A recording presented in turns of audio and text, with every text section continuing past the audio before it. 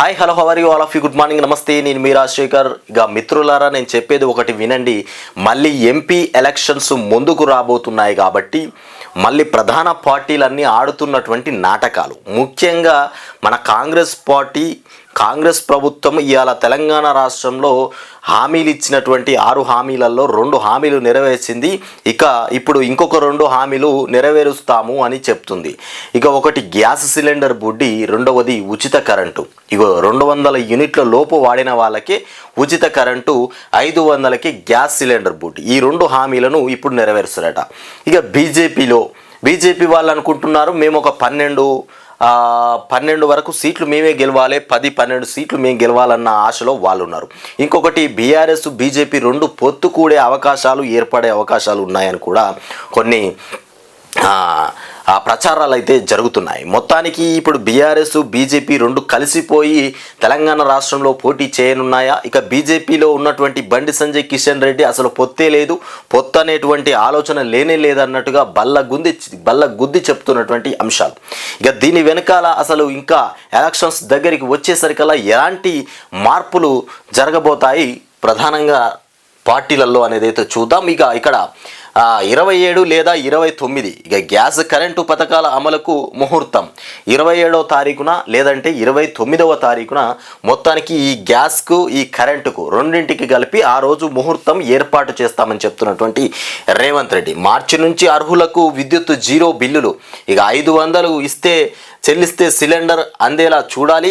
మంత్రివర్గ ఉపసంఘంలో భేటీలో సీఎం రేవంత్ ఆదేశాలు. 500 రూపాయలు ఇస్తే సిలిండర్ బుడ్డి అందేలా చూడాలని మొత్తం మీద చెప్తున్నటువంటి రేవంత్. 2 చిన్న పథకాలను అమలు చేసుకుంటూ పోతుంది కాంగ్రెస్ ప్రభుత్వం బడ్జెట్ లేకుండానే. కరెంటు కోతల పేరిట కుట్ర. కొరత లేకున్నా కొందరు సిబ్బంది కట్ చేస్తున్నారు. అయితే ఎలక్షన్స్ దృష్టిలో పెట్టుకొని ఇలాంటి తప్పుడు ప్రచారాలు అసలు చేస్తుంది రేవంతేనా? నిజంగానే వాస్తవానికి కరెంటు లేకుండా పోతుందా? అసలు దీని వెనకాల ఎలాంటి మతలబు ఉందనేది అయితే తెలియకుండా పోయింది. కరెంటు ఎక్కడైనా ఉండి కూడా కట్ చేసినట్టుగా ఏమైనా తెలిస్తే వాళ్ళని తక్షణమే సస్పెండ్ చేస్తామని కూడా ఆదేశాలు జారీ చేసినటువంటి రేవంత్. ప్రభుత్వానికి చెడ్డ పేరు తెచ్చేలా దుష్ప్రచారం, అకారణంగా సరఫరా ఆపితే సస్పెండ్ చేస్తాం, అధికారులతో సమీక్షలు. సీఎం ముఖ్యమంత్రి రేవంత్ అకారణంగా ఎక్కడైనా కరెంటు నిలిపివేస్తే తక్షణమే సస్పెండ్ చేస్తామని కూడా ఆదేశాలు జారీ చేస్తున్నటువంటి రేవంత్. ఎందుకంటే ఇప్పుడు ఎలక్షన్లను దృష్టిలో పెట్టుకొని కరెంటు అక్కడక్కడ నిలిపివేసే ప్రయత్నాలు చేస్తున్నారు. ముఖ్యంగా 24 గంటల కరెంట్ అనేది తెలంగాణ రాష్ట్రానికి ఒక దిక్సూచి లాంటిది. దీన్నే ఆపితే కాంగ్రెస్ పార్టీ ఏదైతే ఉందో అది డీలా అయిపోతుందనేటువంటి అంశం మీద ప్రతిపక్ష పార్టీలు అలా ముందుకు పోతాయనేటువంటి అనుమానాలు ఈ రేవంత్ రెడ్డికి తలకు దట్టింది. కానీ కావాలని అందుబాటులో ఉన్నటువంటి కరెంట్లను కట్ చేసుకుంటా పోతారా? ఆ ఏరియాలలో కూడా చాలామంది కాంగ్రెస్ లీడర్లు ఉంటారు, ప్రతిపక్ష పార్టీలు బీఆర్ఎస్ వాళ్ళు ఉంటారు, బీజేపీ వాళ్ళు ఉంటారు. వీళ్ళందరూ చూసుకోరా ఎలా అధికారులు కరెంట్ కట్ చేస్తారో చెప్పండి. అంత ఈజీ అయినా కట్ చేయడం. ఇదొక బూటకపు ప్రచారం అన్నట్టు. ఇది లేనిపోని దాన్ని మీదేసుకోవడం. నన్నే మొత్తం టార్గెట్ చేసిర్రు. ప్రపంచ దేశాలు మొత్తం రేవంత్ రెడ్డినే టార్గెట్ చేసినాయి. ప్రపంచాన్ని ఏల్తాడేమో అన్నటువంటి అనుమానాలు వ్యక్తమవుతున్నాయి. కాబట్టి అట్లా ఈ రకంగా అంటే నేను ప్రపంచాన్ని వెళ్తానని నా మీద టార్గెట్ చేసిర్రు అన్నట్టుగా ఉంది ఈ విషయం. అంటే తెలంగాణ రాష్ట్రంలో మళ్ళీ ఎంపీ సీట్లు ఏడ గెలుస్తాను అని కరెంటు మీద అక్కడక్కడ కావాలని కట్టింగులు చేస్తున్నారు అంటుండు. తాగునీటి ఎద్దడి రానివ్వద్దు, నిరుపయోగ నీటి వనరులను ఉపయోగించాలి. సమీక్ష సమావేశంలో సీఎం రేవంత్ ఎక్కడ కూడా తాగునీటికి ఇబ్బందులు కలగకుండా చూడాలని చెప్తాడట. 39.50 లక్షల మందికి రాయితీ గ్యాస్. మొత్తానికి గ్యాస్ ఎంతమందికి అందుతుందంటే 39.50 లక్షల మందికి ఈ 500 గ్యాస్ అందించేటువంటి ప్రక్రియ చేపడుతున్నట. తొలి విడత అమలు వీరికే. సర్వే పూర్తయ్యాక మరికొంతమందికి పూర్తిగా అందరికి ఇస్తలేడు, కొంతమందికేనట. అది ఎవలో మరిగా 9వ పేజీలో ఉన్నది. 500కే సిలిండర్ ఇవ్వండి, మిగిలిన మొత్తం ప్రభుత్వం చెల్లిస్తుంది. ఇక డీలర్లకు స్పష్టం చేసిన పౌర సరఫరాల శాఖ. ఇక సీఎం ఆదేశాలతో అత్యవసర సమావేశం ఏర్పాటు చేశారు. అందులో వీళ్ళకు మాత్రమే అందిస్తామంటారు. ఆ వీళ్ళనేటోళ్ళు ఎవరో వాళ్ళకు మాత్రమే వర్తిస్తారట ఈ 500 గ్యాస్ సిలిండర్ బుడి. ఇంకా పూర్తిగా అందరికీ వర్తించట్లేదా? ఇక మహిళా సంఘాలకు త్వరలోనే వడ్డీ బకాయిలు 1200 కోట్లు చెల్లించాలని ప్రభుత్వ నిర్ణయం. ఇక మహిళా స్వయం సహాయక పంచాయతీలకు సంఘాలకు వడ్డీ బకాయిలను త్వరలోనే విడుదల చేయాలని ప్రభుత్వం నిర్ణయించింది. ఇక 1200 కోట్ల మేర ఈ బకాయిలు ఉండగా వెంటనే చెల్లించాలని ఆర్థిక శాఖకు సూచించింది. ఈ క్రమంలో సంఘాల మహిళలతో సమావేశం నిర్వహించి వడ్డీ బకాయిల చెక్కులను అందించేందుకు ఇక ఆ శాఖ సిద్ధమవుతోంది. రాష్ట్రంలో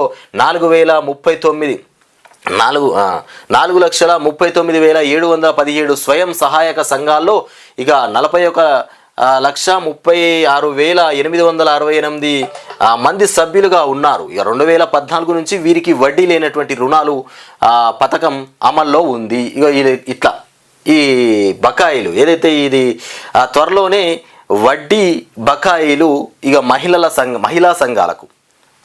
సంఘాలకు త్వరలోనే వడ్డీ బకాయిలట.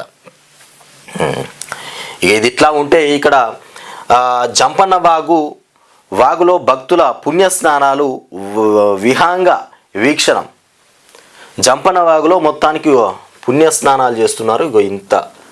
ఇది జంపన్న వాగు చూడండి, వాటర్ ఫ్లోయింగ్. ఇదంతా కేసీఆర్ ప్రతిఫలమే. గత ప్రభుత్వంలో బీఆర్ఎస్ చేసినటువంటి ప్రతిఫలమే ఇవాళ ఈ అందం. ఇక సమ్మక్క దర్శనం, భక్తజన పరవశం. ఇక జనసంద్రంగా మొత్తానికి మేడారం అయితే దద్దరిల్లిపోతుంది. తొలి జాబితాకు వేలాయ. ఏది బీజేపీలో ఎంపీ టికెట్లు ఇవ్వడానికి తొలి జాబితా సమయం ఆసన్నమైందని చెప్తున్నావు. ఇక రేపు భాజపా కేంద్ర ఎన్నికల కమిటీ భేటీ. రేపు మొత్తానికి భాజపా వాళ్ళు భేటీ అవుతారు. భేటీ అయిన తర్వాత ఎవరికి టికెట్ ఇవ్వాలనేటువంటి అంశం మీద చర్చిస్తారంట. ఇక 10 లోక్సభ సీట్లకు అభ్యర్థులను ప్రకటించే అవకాశం. రేపే ప్రకటిస్తారట. 10 లోక్సభ సీట్లను రేపే ప్రకటించే అటువంటి అవకాశం ఉంది. ఇక మల్కజ్గిరి టికెట్ కోసం నేతల పోటాపోటీ. మల్కజ్గిరి యొక్క టికెట్ కోసం ముఖ్యమైనటువంటి నేతల పోటీ పడుతున్నారట. మల్కజ్గిరి యొక్క టికెట్ మరి ఎవరికి దక్కుతుంది? అక్కడ ఎవరు వేయబోతున్నారు? భాజపా లోక్సభ అభ్యర్థులను ఖరారు చేసేందుకు జాతీయ న్యాయకత్వం ఇక రంగం సిద్ధం చేస్తుంది. ఢిల్లీలో శనివారం జరిగేటువంటి కేంద్ర ఎన్నికల కమిటీ రాష్ట్రంలో మొదటి విడత అభ్యర్థులను ప్రకటించే అవకాశం ఉందని పార్టీ వర్గాలు సమాచారం. తొలి జాబితాలో 9 లేదా 10 మంది అభ్యర్థులను ఖరారు చేస్తారని భావిస్తున్నారు.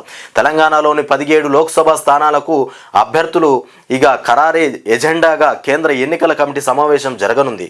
ఇక అభ్యర్థులను ముందుగానే ప్రకటించే క్రమంలో జాతీయ నాయకత్వం రాష్ట్ర నేతలకు గురువారం సమాచారం ఇచ్చింది. సమాచారానికి పార్టీ రాష్ట్ర అధ్యక్షుడు కిషన్ రెడ్డి, ఓబీసీ మోర్చా జాతీయ అధ్యక్షుడు కె లక్ష్మణ్, జాతీయ ప్రధాన కార్యదర్శి బండి సంజయ్ ఇక హాజరు కానున్నారు. విజయ సంకల్ప యాత్రలో రాష్ట్రంలో 3 రోజుల కిందట పార్టీ ఎన్నికల ప్రచార కార్యక్రమానికి శ్రీకారం చుట్టింది. ఇక మార్చి 2వ విడత వరకు యాత్రలు కొనసాగడంతో తేదీ వరకు ఈ యాత్రలు కొనసాగనుండడంతో ఎంపిక ప్రక్రియ కొలిక్కి వచ్చినటువంటి స్థానాల్లో అభ్యర్థులను ప్రకటించాలని భాజపా మొత్తానికి నిర్ణయించింది. మొత్తానికి 17 అంటే రేపు భాజపా కేంద్ర ఎన్నికల కమిటీ భేటీ అయ్యి మొత్తానికి రేపు ఒక 10 మంది పేర్లను ఖరారు చేసేటువంటి ప్రక్రియలో యోచనలో ముందుకు పోతున్నటువంటి భాజపా పలు లోక్సభ స్థానాల్లో భాజపా అభ్యర్థిత్వాల కోసం ఇక పోటీ ఉంది. ఇక సిట్టింగ్ స్థానాలు కాకుండా మిగిలిన 13 సీట్లకు టికెట్ల కోసం పలువురు నేతలు ప్రయత్నిస్తున్నారు. సిట్టింగ్ స్థానాలను విడిచిపెట్టి ఇంకా 13 స్థానాలలో పోటీ పడుతున్నారట. ఇక ఎవరికి ఇస్తారనేది అయితే చూడాలి. ఇక దండకారణ్యంలో తప్పదా రణం. ఇక మావోయిస్టుల డెన్లో చకచక పోలీస్ బేస్ క్యాంపుల నిర్మాణాలు, కేంద్ర ప్రభుత్వ సహకారంతో ఇక దూకుడు పెంచినటువంటి ఛత్తీస్గఢ్ ప్రభుత్వం. దండకారణ్యంలో తప్పదా రణం. ఇక ఏది మావోయిస్టులు మళ్ళీ ముందుకొచ్చిరు. వనపర్తిలో పువర్తిలో హిడ్మా విశ్రాంతి తీసుకునేదిగా ఇక భద్రతా బలగాలు భావిస్తున్నటువంటి ఇల్లు. ఈ కేంద్ర ప్రభుత్వ సహకారంతో దూకుడు పెంచిన ఛత్తీస్గఢ్ ప్రభుత్వం ఇక అబుజ్మడ్లోకి సైతం అడుగుపెట్టిన బలగాలు కీలక నేత హిడ్మా స్వగ్రామం పువర్తిలోనూ పాగా వేసినటువంటి అంశాలు ఇవి ఇట్లా ఉన్నాయి. ఇవి ఈ రకంగా ఉన్నాయా. ఇది ఈనాడులో ఇట్లా ఉంటే మొత్తానికి ప్రధాన పార్టీలలో ఇప్పుడు అభ్యర్థులను ప్రకటించేటువంటి దిశలో ఆలోచనలో పడిపోయినటువంటి పార్టీలు, ఇంకా ముఖ్యంగా గతం అసెంబ్లీ ఎన్నికలప్పుడు బీఆర్ఎస్ పార్టీయే ముందుగా అభ్యర్థులను ప్రకటించిందంటే బీఆర్ఎస్ పార్టీయే. కానీ ఇప్పుడు అదే బీఆర్ఎస్ పార్టీ చివరి వరకు కూడా అభ్యర్థులను ప్రకటించేటువంటి అవకాశం లేకుండా పోయింది. ఇక మరో 2 వరాలకు వేలాయే.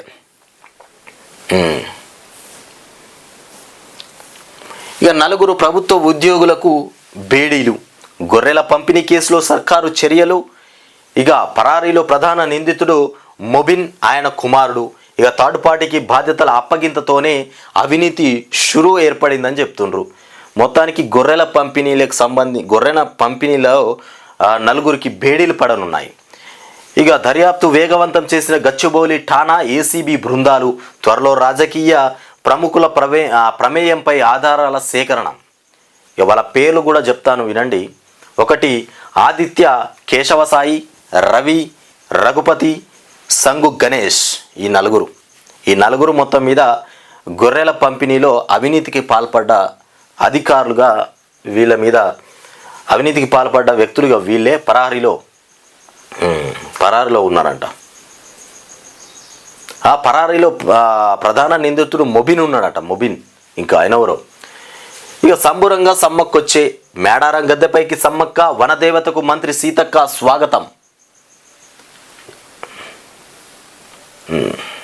ఇది ఇట్లా ఉంటే అధికారులపై సోమేష్ అధికారులపైన ఒత్తిడి చేశాడంట. 1000 కోట్లు జీఎస్టీ అక్రమాలపై విచారణ నిలిపివేతకు ప్రయత్నాలు. ఇక అప్పట్లో సోమేష్ కుమార్ వద్దే ఎక్సైజ్, వాణిజ్య పన్నుల శాఖలు ఉన్నాయి. గతంలో సోమేష్ వద్దే ఎక్సైజ్, వాణిజ్య శాఖ పన్నుల శాఖలు ఉన్నాయట. ఎక్సైజ్, వాణిజ్య. ఇక ఆయన కనుసన్నల్లోనే ఆ 2 అధికారులు ఇప్పుడు వారికి స్థానచలనం. రాష్ట్ర వాణిజ్య పన్నుల శాఖలో 1000 కోట్ల జీఎస్టీ అక్రమాలు. ఇక శీర్షికన గురువారం ఆంధ్రజ్యోతిలో ప్రచురితమైనటువంటి కథనం ఇక కలకలం రేపింది. ఆడపిల్లపై ఇంత నిర్దయ. ఏది వైఎస్ షర్మిల. నాన్న ఆత్మ క్షోభిస్తోంది. ఏపీ సీఎం జగన్పై షర్మిల ఆగ్రహం వ్యక్తం చేస్తోంది. నాన్న ఆత్మ ఏడుస్తుందని చెప్తున్నటువంటి షర్మిల ఆత్మ ఏడుస్తుందట అంటే అన్నకు చెప్తుంది చెల్లె. చలో సెక్రటేరియట్ తీవ్ర ఉద్రిక్తత. ఇక షర్మిలను ఈడ్చుకుంటూ తీసుకెళ్లి వాహనంలో పడేసిన పోలీసులు. మంగళగిరి ఠాణాకు తరలింపు. మొత్తానికి మంగళగిరి ఠాణాకు తరలించినటువంటి ఘటన షర్మిలను.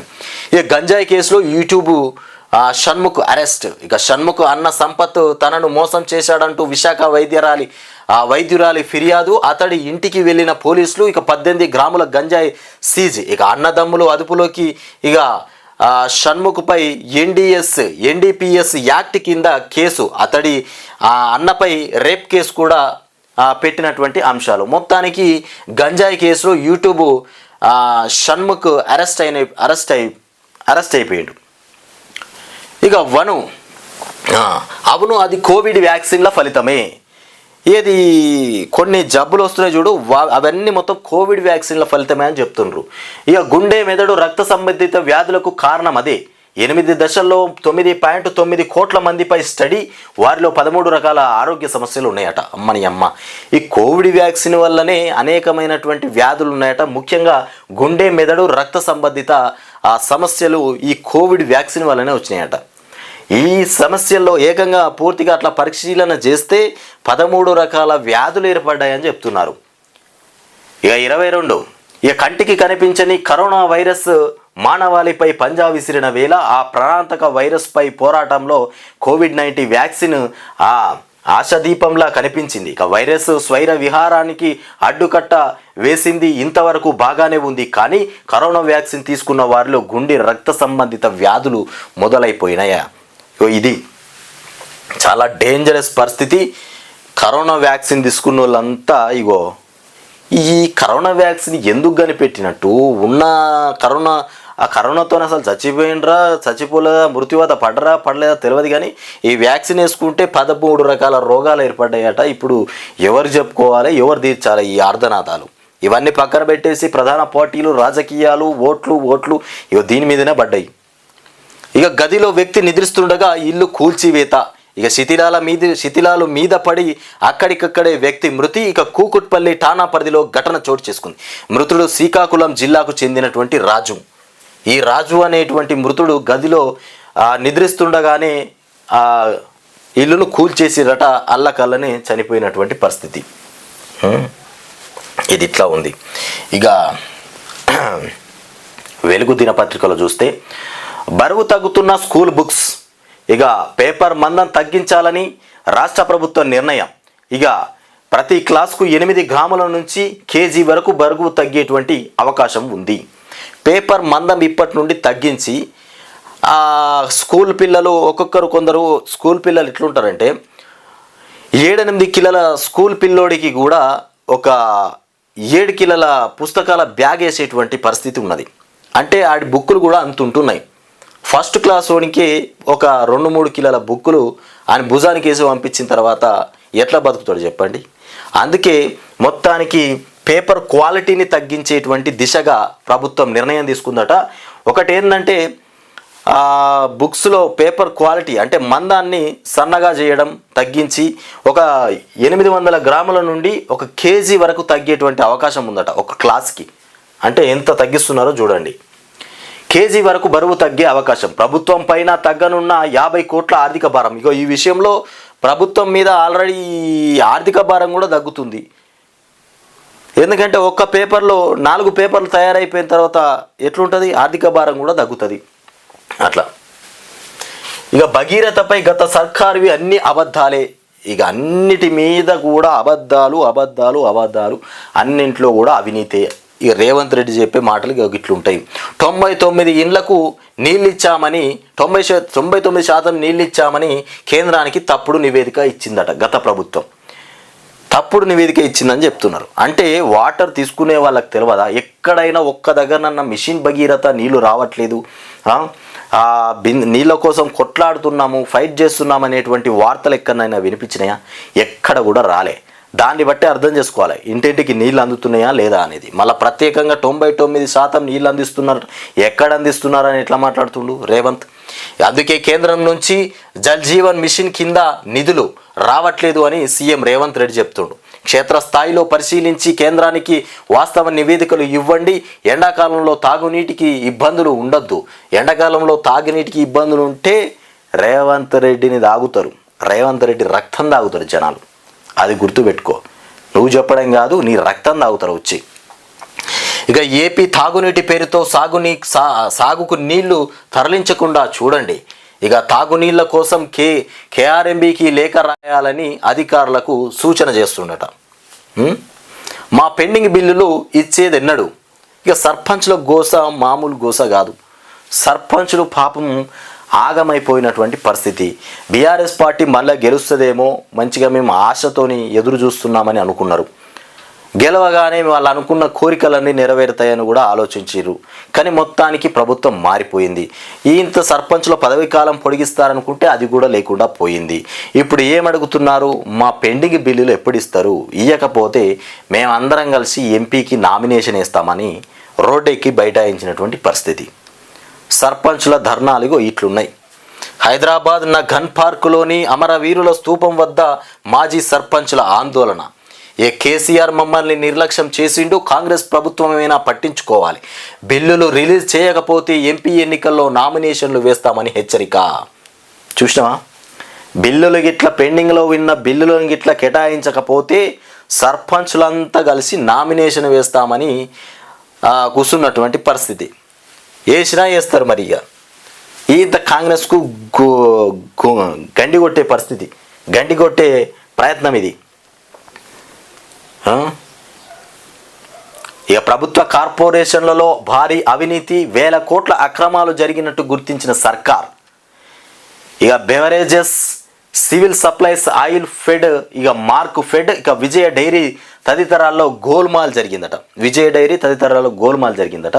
ఇక ప్రభుత్వానికి అందినటువంటి రిపోర్టు సమగ్ర విచారణకు ఆదేశించే యోచన, విజిలెన్స్ ఎంక్వైరీనా ఇక ఏసీబీకి అప్పగించాలా అనే దానిపైన ప్రభుత్వ త్వరలో నిర్ణయం తీసుకుంటారు. 12 ఇన్నేళ్లు కార్పొరేషన్లో చక్రం తిప్పినటువంటి మాజీ సీఎం కేసీఆర్ సన్నిహితులు. ఇక మొత్తానికి వెలుగు దినపత్రికనే పెద్ద రివర్స్ ఏది కేసీఆర్కి. ఇలా వచ్చే వార్తలు మొత్తం ఇట్లనే ఉంటాయి. ఇక ఢిల్లీలో అప్ కాంగ్రెస్ పొత్తు, 4 సీట్లలో అప్పు, 3 కాంగ్రెస్ పోటీ. హర్యానా, గుజరాత్, గోవాలోనూ ఇక సీట్ల పంపకాలు కొలిక్కి. పంజాబ్లో పొత్తుపై మాత్రం రాని క్లారిటీ. ఇంకొకటి, సబ్ స్టేషన్లో అగ్ని ప్రమాదంపై విచారణ, అధికారులకు మంత్రి పొన్నం ఆదేశం. సిద్దిపేట పట్టణంలోని 220 132 కేవీ సబ్ స్టేషన్లో విద్యుత్ ప్రమాదానికి గల కారణాలపై విచారణ జరపాలని అధికారులకు ఆదేశించినట్టు మంత్రి పొన్నం ప్రభాకర్ తెలిపారు. ఇదేదో అక్రమాలకు పాల్పడి చేసిరు అనుకుంటుండో ఏమో పొన్నం ప్రభాకర్. ఆ రోజు అక్కడ మన మాజీ మంత్రి హరీష్ రావు దగ్గరుండి అన్ని చర్యలు తీసుకున్నాడు. ఇక క్రమశిక్షణతోనే ఉన్నత శిఖరాలకు Sri Sai Vignan Bharati junior college వార్షికోత్సవంలో MLA Vivek Venkataswamy. ఇక సిజేరియన్ల తగ్గింపునకు చర్యలు తీసుకుంటున్నాం. అయితే ప్రభుత్వ ఆసుపత్రులలో ఎప్పుడు ఎవరైనా పోయి ప్రెగ్నెన్సీ వాళ్ళు వెళ్తే తొందరగా తీసుకొని పోయి సిజేరియన్ చేయడమే, ఆపరేషన్ చేయడమే. నార్మల్ డెలివరీ చేయాలన్న ఆలోచన అసలు ప్రైవేట్ హాస్పిటల్లో మొత్తమే లేదు. ఆపరేషన్ చేయాలి, డబ్బులు గుంజాలి. ఇగో ఇలాంటి పరిస్థితి మొత్తం ప్రైవేటు ఆసుపత్రులలో రాష్ట్రంలో మొత్తం అదే దందా అయిపోయింది. దీన్ని అరికట్టే దిశగా ముందుకు పోతున్నామని చెప్తున్నటువంటి శ్రీధర్ మంత్రి. ఇక ప్రైవేటు హాస్పిటళ్లలోని సిజేరియన్ డెలివరీలను తగ్గించేందుకు చర్యలు తీసుకుంటున్నామని health and family welfare commissioner, మంత్రి కాదు కమిషనర్, చర్యలు తీసుకున్నారు. ఇది ఇట్లా ఉంటే కేసీఆర్ డిజైన్ల కారణంగానే హెల్త్ సిటీ వ్యయం పెరిగిందట. ఇక 1100 కోట్ల నుంచి 1838 కోట్లకు పెరిగిందని అంచనా వేస్తున్నటువంటి శ్రీధర్ బాబు. రాజనరసింహ, దామోదర రాజనరసింహ చెప్తున్నటువంటి మాటలు ఇవి. ఇక 2 ఏళ్లలో కంప్లీట్ చేయాలి, డిండి ఎస్ఎల్బిసి పనులు 2 ఏళ్లలో కంప్లీట్ చేయాలని చెప్తున్నటువంటి మాట ఇది. ఇక గొర్రెల స్కీమ్ సంబంధించి ఇట్లా ఉంది. ఇక ఇవే మన తెలంగాణకు సంబంధించినటువంటి వార్తలు. ఇక బిల్లులు ఇచ్చేది ఎన్నడు. మొత్తానికి మాజీ సర్పంచ్లను అదుపులోకి తీసుకున్నటువంటి పోలీసులు. ఇక పోలీసులు అందరు కలిసి ఆయనతో మాజీ సర్పంచ్లను బస్ ఎక్కిస్తారు. ఇదేంది, ఒక్కో సెగ్మెంట్ నుంచి 100 నామినేషన్లు వేస్తాం. పోలీసులకు మొత్తం ప్రభుత్వానికి డిమాండ్ చేస్తారు, ఒక సెగ్మెంట్ నుండి 100 నామినేషన్లు వేస్తామని చెప్తున్నారు. ఇక కాంగ్రెస్ పార్టీ ఇలాంటి దుశ్చర్యలకు పాల్పడుతుంది. సర్పంచ్లను బంధించినటువంటి పరిస్థితి ప్రజలారా ఇక్కడ గమనించి చూడండి. వాళ్ళకు రావాల్సినటువంటి పెండింగ్ బిల్లులు ఏవైతే ఉన్నాయో కావాలని అడిగితే ఇట్లా సర్పంచ్లను మొత్తం మీద వ్యాన్ ఎక్కించినటువంటి పరిస్థితి. ప్రభుత్వ సలహాదారులతో